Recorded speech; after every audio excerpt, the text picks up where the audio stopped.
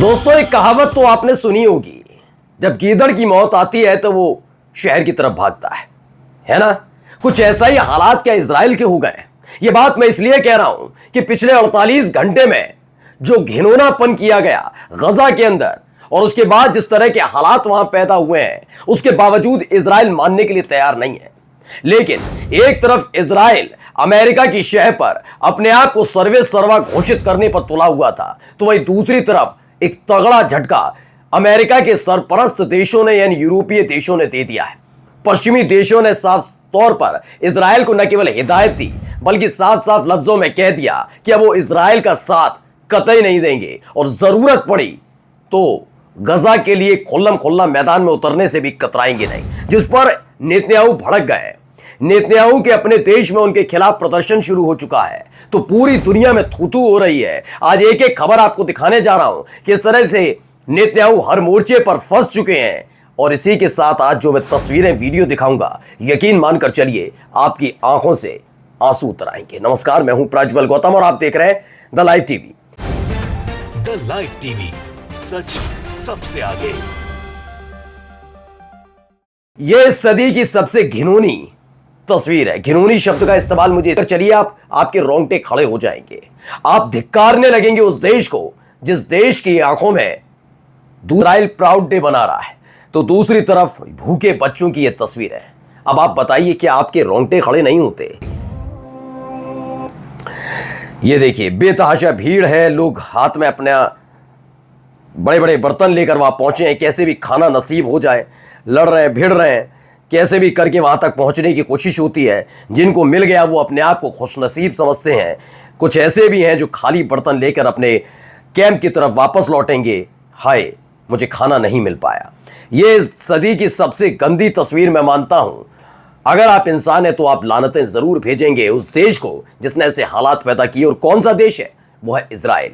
देखिए, खबर निकलकर सामने आई है, पहले सुनिए कैसे अब लताड़ा भी जा रहा है। पहले हरकतें देखिए।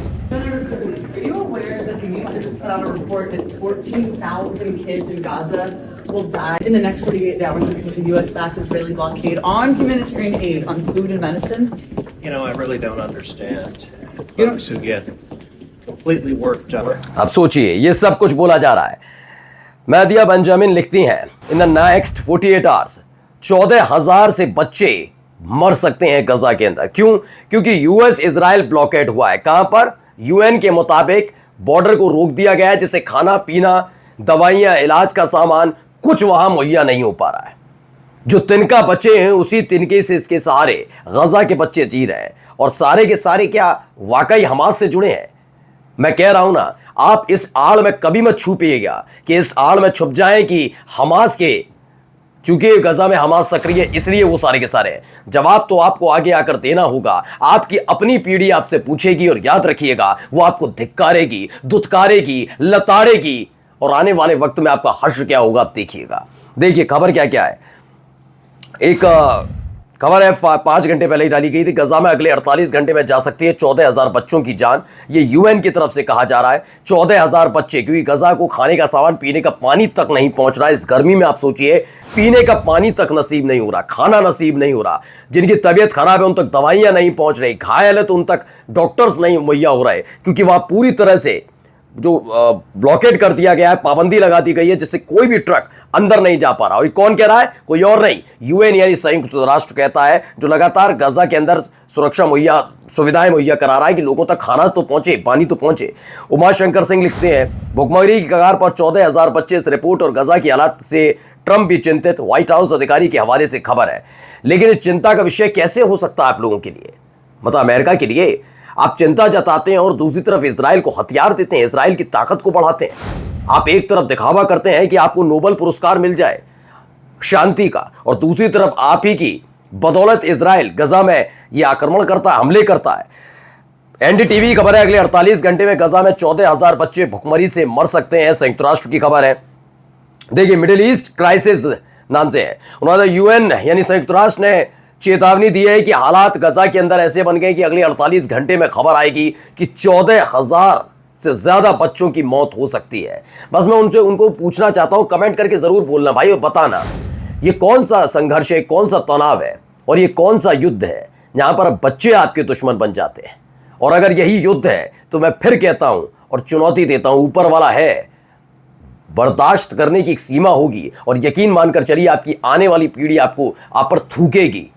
मैं इससे बड़ा शब्द नहीं बोल सकता, कुछ थूकेगी आप पर कि आप जब वो बच्चे 48 घंटे में कहा जा रहा था कि 14,000 बच्चों की भूख से मौत हो सकती है, तब भी आप अमेरिका का समर्थन कर रहे थे, इजराइल के समर्थन में खड़े थे। मैं आज खुलकर कहता हूं, हाँ हो सकता है कि हमास की तरफ से किए गए हमले आपको बर्दाश्त ना हो, लेकिन इजराइल में गजा में हर व्यक्ति हमास नहीं है, लेकिन ये आपको बर्दाश्त कैसे हो? लेकिन इजराइल में अगर कुछ हो जाएगा तो कई देशों के पत्रकार लेट कर वहां पर पत्रकारिता करते हैं। ये देखिए कुछ तस्वीरें वहां से निकली हैं, जिसे लेकर गुरप्रीत गरीवालिया ने भी लिखा 14,000 बच्चे। खबर पढ़कर आपके होश उड़ जाएंगे। अब लगता है दुनिया को इस पर बोलना चाहिए। यूएन ने के मानवीय सहायता प्रमुख टॉम फ्लेचर ने बताया कि अगर समय रहते सहायता नहीं पहुंची तो गजा में अगले 48 घंटों में 14,000 बच्चे अपनी जान खो देंगे।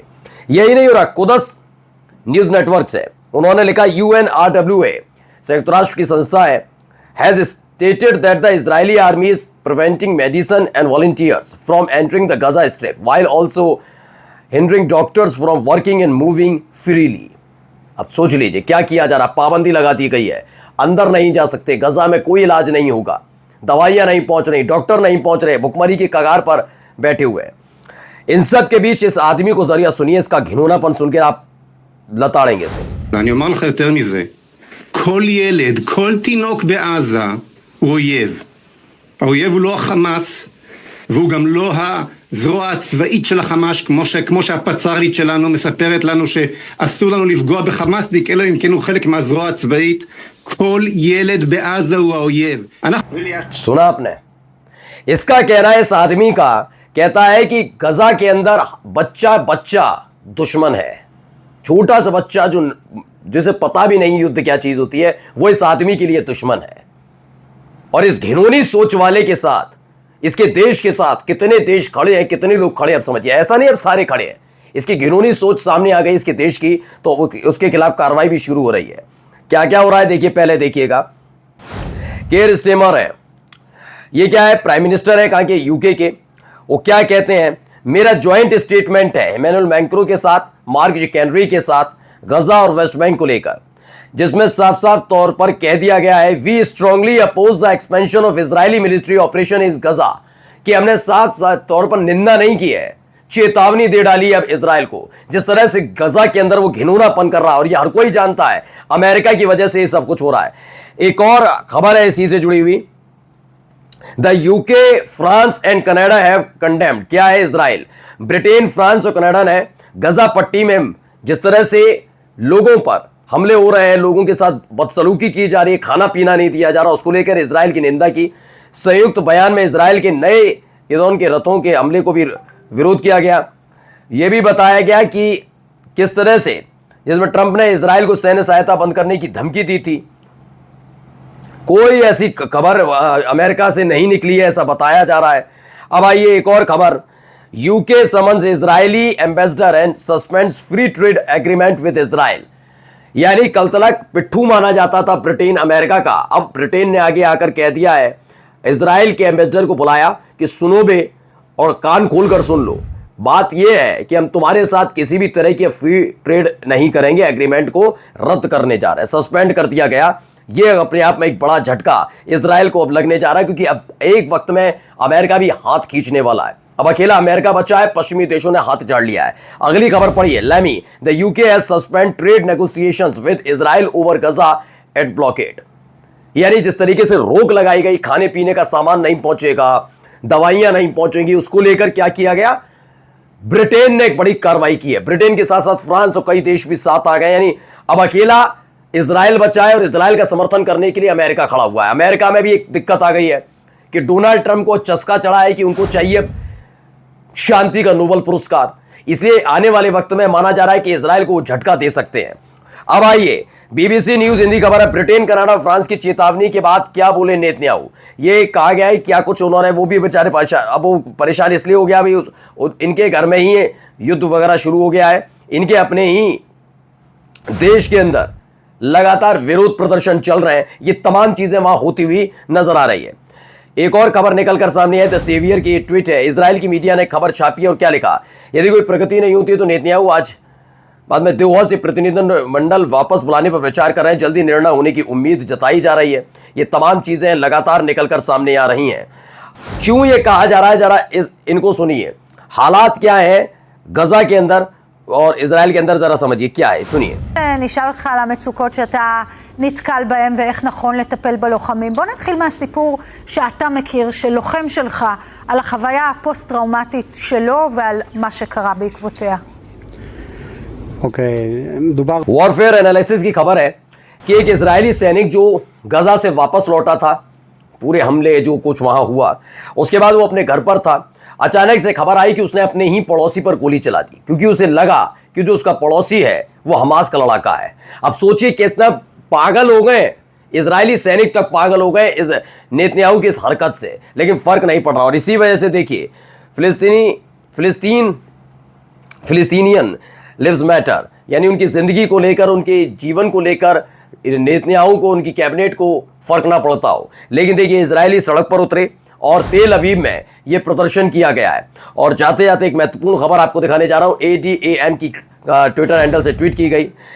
दावा किया जा रहा है कि अगर इजराइल ईरान पर हमला करता है तो अमेरिका उसकी मदद करता हुआ नजर आएगा, और इसके लिए वो मिडिल ईस्ट में बाकायदा पूरी सूचना इंटेलिजेंस का गैदर करने का काम किया जा रहा है, जिससे अगर इजराइल ईरान पर हमला करे तो उसमें उसकी मददगार साबित हो सके। यही नहीं, खबर है वी विल प्रिवेंट ईरान, यानी हम ईरान को परमाणु हथियार रखने से रोकेंगे। इजराइल के रक्षा मंत्री का बयान आ गया।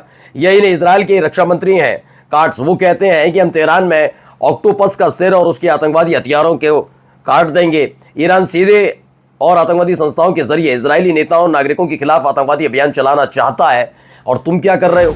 जवाब तो तुम्हें भी देना होगा ना, कि जो गजा में गंदगी फैलाई है उसे समेटेगा कौन? अब नमस्कार। द लाइव टीवी, सच सबसे आगे।